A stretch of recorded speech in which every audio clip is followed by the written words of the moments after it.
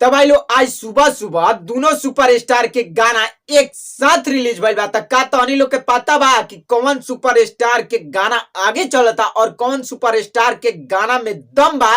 तब वीडियो में लास्ट तक बना रहलो। आज हम बतावे वाला बानी एक वीडियो में कि कौन सुपरस्टार के गाना में दम बा और कौन सुपरस्टार के गाना आगे चलता। तो भाई लोग आज सुबह सुबह 6:15 में खेसारी म्यूजिक वर्ल्ड से खेसारी लाल यादव के गाना सूरज बाबा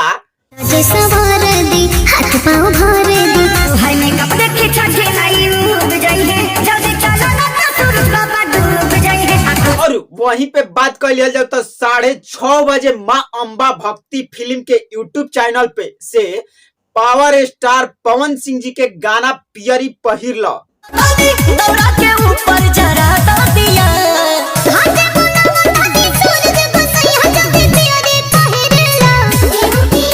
अब बात यही जाई बा कि दोनों सुपरस्टार के गाना में सिर्फ 15 मिनट के अंतर बा, लेकिन कौन सुपरस्टार आगे चलता है और कौन सुपरस्टार के गाना में दम बा। बात तो सही है।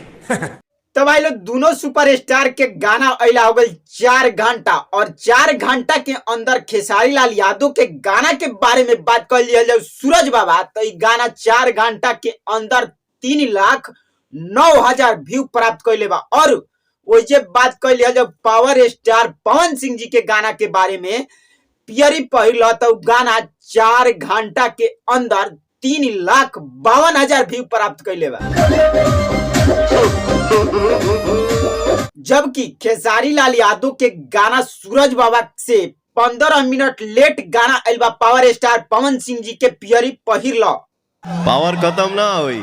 और हम दिखा दी भाई तहनी लोग के कि जब दोनों सुपरस्टार के गाना के अला 1 घंटा भय रहे तो 1 घंटा के अंदर खेसारी लाल यादव के गाना 1,14,000 व्यू प्राप्त कर ले रहे और वही पावर स्टार पवन सिंह जी के गाना 57 मिनट के अंदर 1,16,000 व्यू प्राप्त कर ले रहे।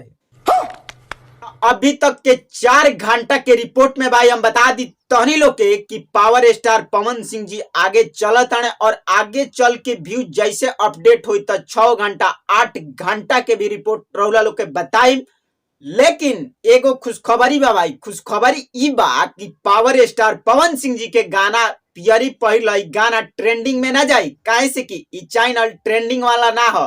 लेकिन खेसारी लाल यादव के गाना सूरज बाबा ई गाना ट्रेंडिंग में भी जा सकता, लेकिन अभी तक ट्रेंडिंग में नहीं आई, लेकिन ट्रेंडिंग में जा सकता काहे से कि खेसारी म्यूजिक वर्ल्ड जौन चैनल बाटे ई ट्रेंडिंग वाला चैनल हटे तक निश्चित बाजे गाना ट्रेंडिंग में जाई।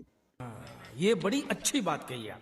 बाकी मिला जुला के दोनों सुपरस्टार के गाना एकदम दबा के और ठीक ठाक बाजता। और अभी 4 घंटा के बाद रिपोर्ट के बारे में बात कर जाओ तो अभी पवन सिंह के गाना व्यू के मामला में आगे बाटे और बहुत ज्यादा आगे बाटे।